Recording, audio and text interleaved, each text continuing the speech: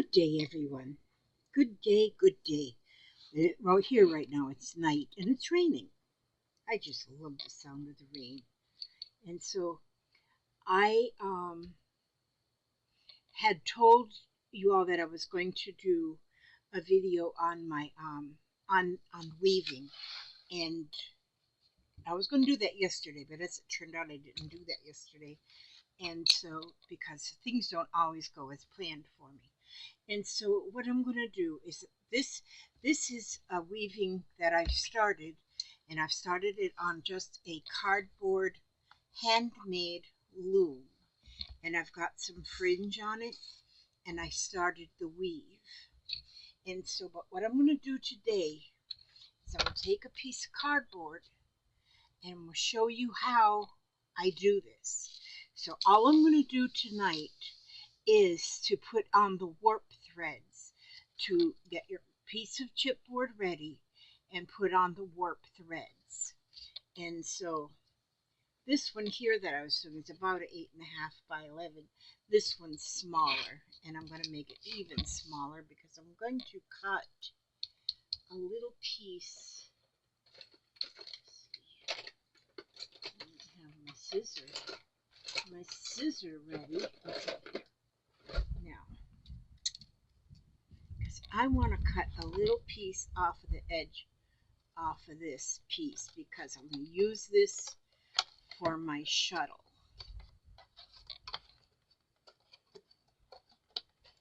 Well, I sure these pair of scissors does not allow me to cut straight, but you know what? It doesn't matter. So there I've got my piece. This is going to be actually two different shuttles I'm going to have on here. Or I could have made it one long one. Could do that too. Might change that for tomorrow. But so tonight all I'm going to do is warp it. So what I'm going to do on my ruler here, I have a half inch marks. So I'm going to use the half-inch marks, and I'm going to mark the top and the bottom is going to be, I'm going to mark every half an inch. First, though, I'll draw a line. I'll draw a line, and I drew the line about, it's not quite a half an inch, it's probably about 3/8 maybe. And then I'm going to put one at the bottom. So I'll put one at the top of the line and at the bottom. Then I'm going to use my half-inch marks,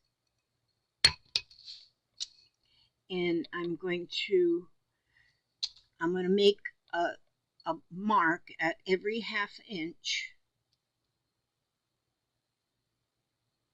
all the way across. Okay, one there, one there, one there, one there, one there. And of course they don't have to be precise. I use the ruler to just sort of get what I'm doing done. Okay, so now I have those lines. Now I'm going to go to the other end. And I'm going to do the same thing, half an inch. Let me see. I might not have them exact if I don't have my side lines exactly straight, but like I say, it's not going to really make a big difference at all. So I'm getting them approximately a half an inch. Oh, that rain sounds beautiful. Okay, so now I have my lines, and I'll take my scissor now. I need to get a different scissor. This one is not really it's not making me happy. I'm telling you, I need to be happy. I need everything. Oh, my artesia scissors here. So now I'm going to cut each one of those lines just up to the line across, see? So that all my lines will be about the same. All my cuts will be about the same. And I'm going to do that on the top and on the bottom. So now This won't be a very long video. I'm not doing it all in one video, and the reason being is because, well, partly because I'm lazy, and this way, if you want to do this along with me, then you'll have time to find a piece of cardboard and get this part of it finished without being in any hurry, and then you'll have this part of it finished to get started on weaving, to like we're going to do tomorrow, because we're going to do a fringe at the bottom of it. So there'll be a fringe. I'm going to start with a fringe at the bottom.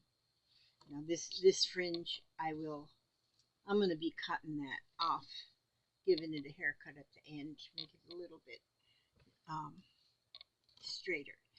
Now that I have my weaving loom created. Now I have just some string. Any kind of string that you have will be good. If you have any embroidery floss, I don't know, if you have yarn, like, because this one I used yarn. This one here, I used yarn, and I used the same yarn that I made the fringe with. And so, and I find the yarn on yarn is a little bit trickier to get your weave, your weft lines pushed down. If you're pushing yarn against yarn, it kind of almost wants to felt together, and so I think it'll be easier using string. And if you have like crochet cotton, that's what will work really, really, really good. So I'm just using this string, and this is actually weaving. I don't even remember what it's called, but it's made just for weaving, special for weaving. So, but there are so many kinds of string. So I'm going to just take that piece, and I have about that much on the back, because that's going to be tied at the end. And then I'm going to just start wrapping it around. All right, so I'm just going to wrap it around, go into the next one, and then down, and then up across the back, up and down, across the back, up and down. Now I have seen people doing weavings, and they actually weave on a piece of chipboard like this, and then they leave it on the chipboard. This is their finished project, and that can be done too, to make, a finished project out of your weave, that you don't take it off. We're going to be taking this one off though, but I want to make one that the finished weave is going to actually stay on my chipboard, and I'm going to use it for like the front of a journal. So, but this part of it, I'm telling you, this is very simple.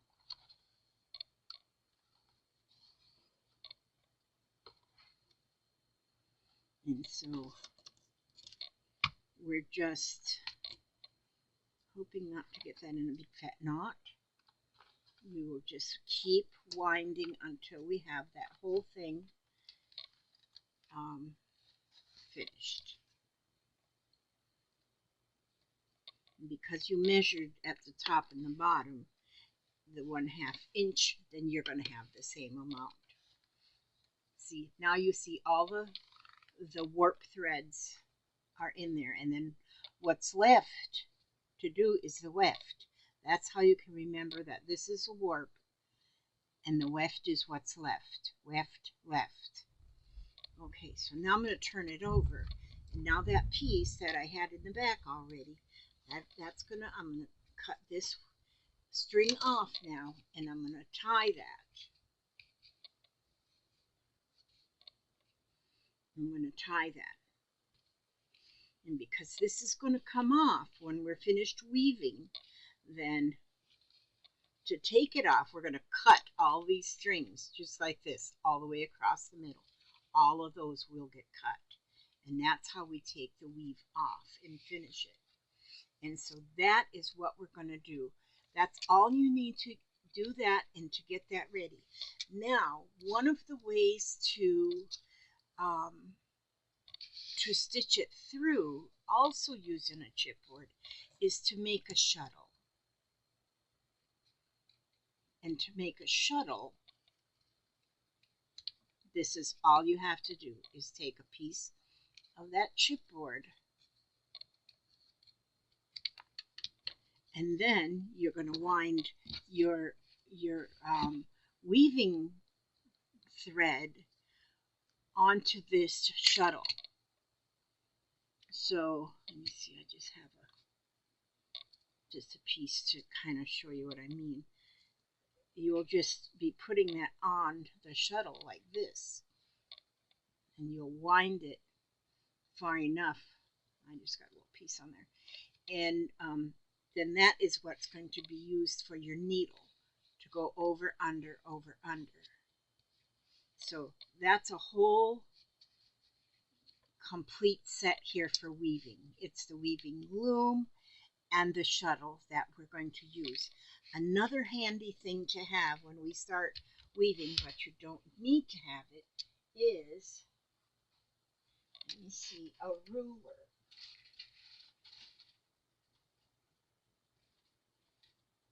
So if you have a ruler, this works well too, because you can put that ruler underneath your warp threads,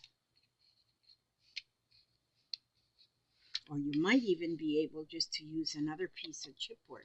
But you can take that ruler and then set it up like this. When you turn it up like that, then that ruler holds these threads up, and then that space underneath between the loom and the threads is called the shed. And that's called the shed. And so then it makes that easier, so that when you do start weaving, okay, so if I was going to be weaving this, I would go like this way. Over, under, over, under, over, under, over, under, over, under, over, under, over. So all that thread goes over and then under, like this. Oh, and then I might say go ahead and have a fork, a kitchen fork as well, because we'll use that as a like a bouncer that you kind of put your threads down to the bottom. And so, but I'm just kind of showing you a little bit how that's going to work. So this, I'm only showing you that to be ready for my video tomorrow, all you need to have is a piece of chipboard or cardboard, because, you know, cardboard, like I have a piece of, right here is just an old piece of corrugated cardboard that come off of the back of a picture frame. But this, oh, it's got some staples in there. I had to pull them out of there. But this would work too. You know, any kind. In fact, this one here is sturdier. And so that would work too. So that's what we're going to do tomorrow. We're going to work a little bit on, we're going to start this weave by putting on the, we're going to weave a little bit, like 3 or 4 or 5 rows of something, and then of yarn, of like under here you'll see where I put in 3 or 4 rows of yarn right here, and then I started putting on the fringe. And so, oh, there's a name that we call this, and right now it's escaping me. And did you see that? I just knocked my camera right, swing them down. Sorry about that, you guys. Sorry. My professionalism has went right out the window. Right now, it just went right out the window, and it's in the rain. There we go. But anyway, sorry about that. Did you all just get a headache? But yeah. what was I saying? Okay, yeah. And here, as you can see, I've got two different colors of yarn that I made the fringe with. And then this is just fabric off of a t-shirt. This is some really cool yarn I just got that I just absolutely love. And this is some kind of cord that I don't even know what it's for. But you can weave just anything and make a collection of different things in your weave. So get together, get your piece of your chipboard or your cardboard or whatnot. Get your string and make this part. Just follow what I did and make this part, and then be ready. Then tomorrow we're going to start putting in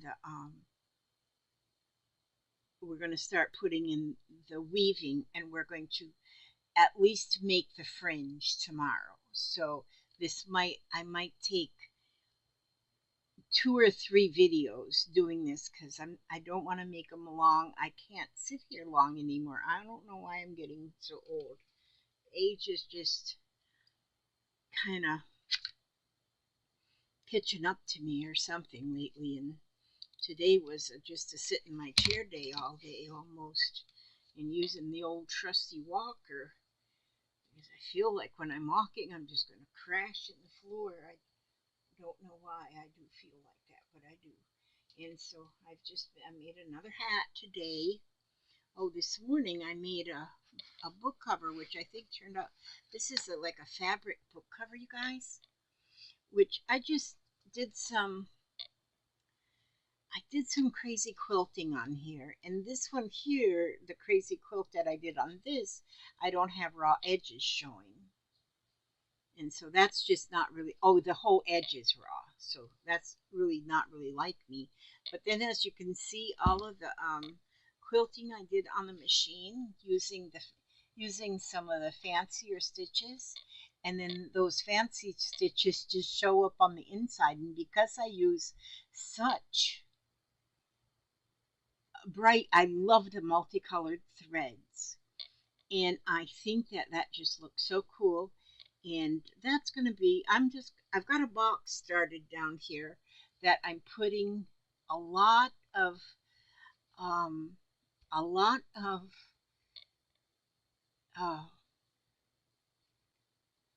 journaling, variety journal products, things you can do in any kind of a journal, your junk journals, a sewing journal, or a gardening journal, a fabric journal, a paper journal, any kind of a journal, basically a junk journal, but it's not all junk, And so I'm going to throw that in that box too.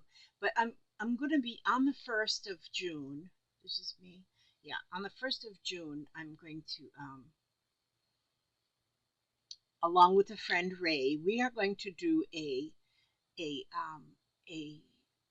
a sale together, and she'll do about an hour and I'll do about an hour, or so she'll have things to sell and I'm going to have things to sell. My sale though is going to be, I'm going to throw that in that box because that's going in there too. My sale is going to be a build a bundle, and what a build a bundle is my bundles are going to be $5.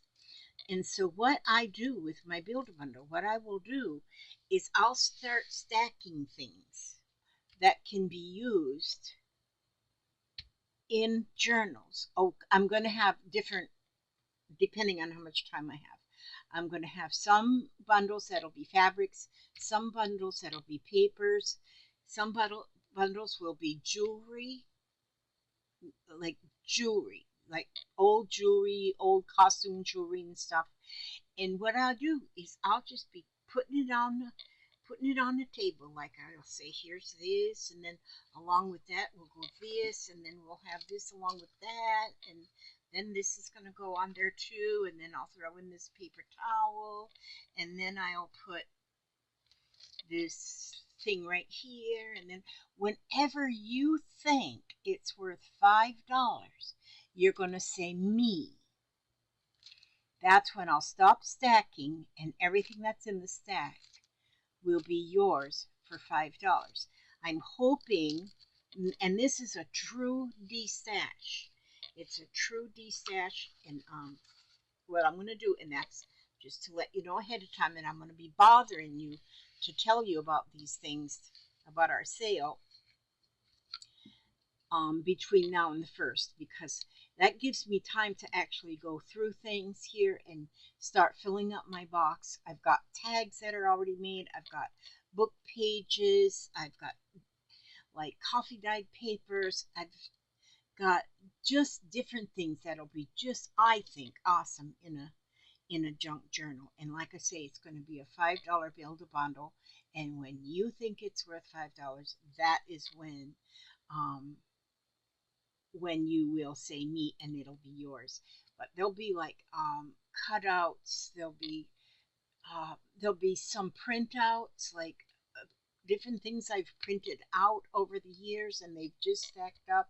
And I'm de-stashing. I'm just taking stuff that I have, and that's the things that are going to go into these bundles. And I think it'll be a lot of fun. It'll be fun for me. It'll be really a de-stash for me, and it will and I think Ray might be doing hers the same way. I'm not sure if she's going to do build-a-bundles, but mine is going to be only build-a-bundles. So in hers, she might have some build-a-bundle and maybe some just out-and-out sale things. Maybe she'll even have some auction items. I'm not sure. Or there's another word they use for auction too. That's not an auction, but it's a whatever. It's something. It's still like an auction. But anyhow, that's just what I wanted to show you today, is the beginning of this looming thing.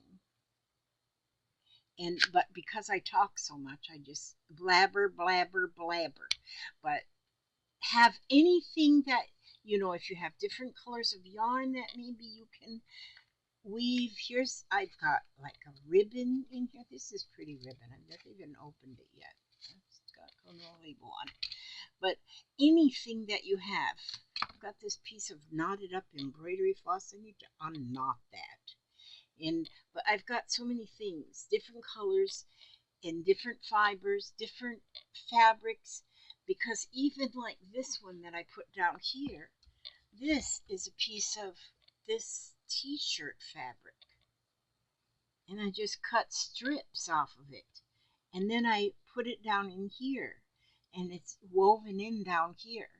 And just only on that half a piece there.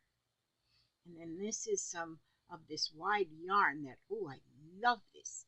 Then if you have stuff, if you may have some wool roving, that works. Anything, because then I'll go all the way up this, all the way to the top as far as I can get with my weave. And it'll be, or you can do it all one thing if you want to. You can make it all one thing. Like if I did it all with this, just this here, it's this new yarn that I just got. Do I have it handy right in front of my face here? Probably not. Okay, no, I've been moving things around. Okay, so anyhow, but anything, that's what you need. So get your weaving loom ready. Get your weaving loom ready, and then look for me tomorrow. It's not going to be live. It's just going to be a regular little video, and then you can see how we put on the fringe at the bottom. Okay? Thank you for watching, and let me, you know what? As I was digging through, as I was digging through things to find things that I'm putting in my box for my de-stash, I found this book, and I thought, why do I not have that in my,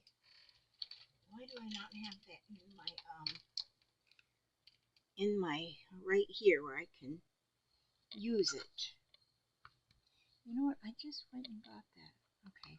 This is a mother's favorite quotes. I'm going to just read, because I always read. You know I read. You know I'm a reader. Okay. Let's see.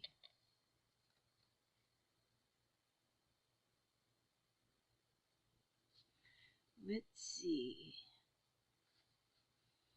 Favor is deceitful, and beauty is vain, but a woman that feareth the Lord shall be praised. That was Proverbs 31:30. Um,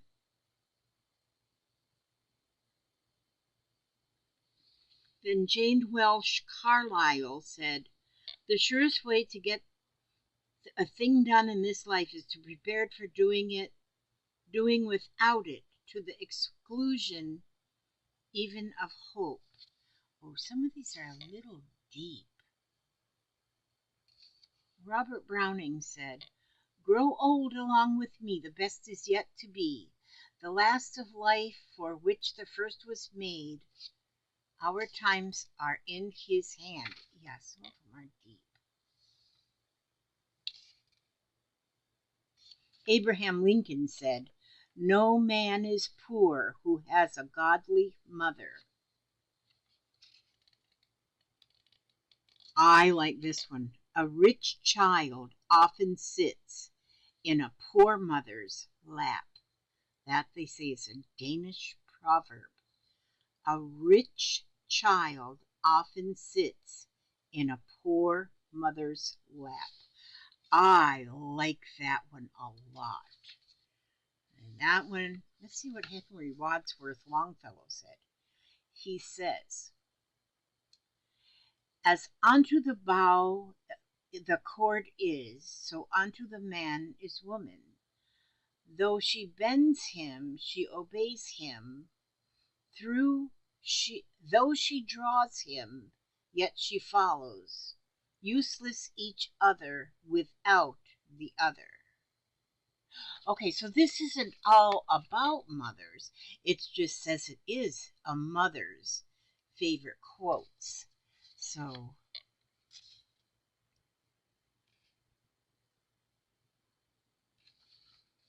this is really, really nice.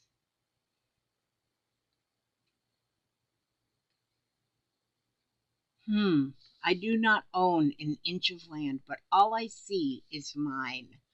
Isn't that great? Lucy Larcom said that. All you see.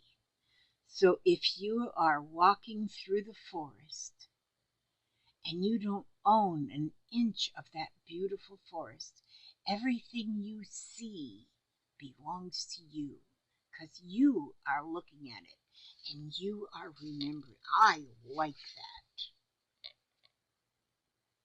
Women are never stronger than when they arm themselves with their weaknesses. That is good too. That was wrote by Madame du Deffand. Women are never stronger than when they arm themselves with their weaknesses. Oh, and this one we've all heard, I'm sure. "A soft answer turneth away wrath." Proverbs 15:1. That is very good. Oh my gosh. Fanny Crosby. She wrote a lot of old hymns. "All the way my Savior leads me, what have I to ask beside? Can I doubt his tender mercy, who through life has been my guide?" Fanny Crosby wrote that. Oh, and there's a lot of good ones in here. I won't read them all to you, but here it says, because it's coming up Mother's Day real soon, and we are all mothers. We talked about that yesterday, of how we are all mothers, even if you've never given birth to a child. We are, even if you've never tucked a child into bed at night, you are a mother because you have touched the life of a child. Man or woman, you are a mother. Okay. She never she never quite leaves her children at home, even when she doesn't take them along. You hear that one? That was Margaret Culkin Banning. She never quite leaves her children at home, even when she doesn't take them along. And you know what I'm thinking now? Now, I have 6 children. And even though none of them live with me anymore, none of them are in my house anymore, they still are. They're not in my house, but they are still in my home. She never quite leaves her children at home, even when she doesn't take them along. So that she's talking about leaving home, but we're now I don't leave home, but they left home. They grew up, and that's just something they do. I wasn't thinking about that when I said, "Oh, I want a baby so bad. I want a baby." I didn't realize at the time that they don't stay babies.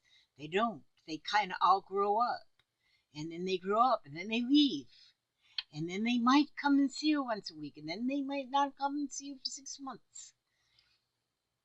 And then sometimes we get pity parties for ourselves because our children just, we don't understand. Why do our children just not? Why? But anyway, that's how life goes. So if you're thinking about having a baby, keep in mind they grow up. They grow up, and the worst time really is the teenage years. But I've told you about that. I've warned you about them teenage years. We made it through it, though. We made it. I made it through them teenage years. Barely, but I made it. So anyhow, that's it for today. And I ask God to watch over you every step you take, every move you make, and get your loom and ready for tomorrow. And tomorrow we're going to put the fringe on, if nothing else. I ask God to watch over you every step you take, every move you make, keep you safe, sound and safe and sound, and humble and healthy and happy and all of that stuff, and bring you back here. I love you so much. God bless.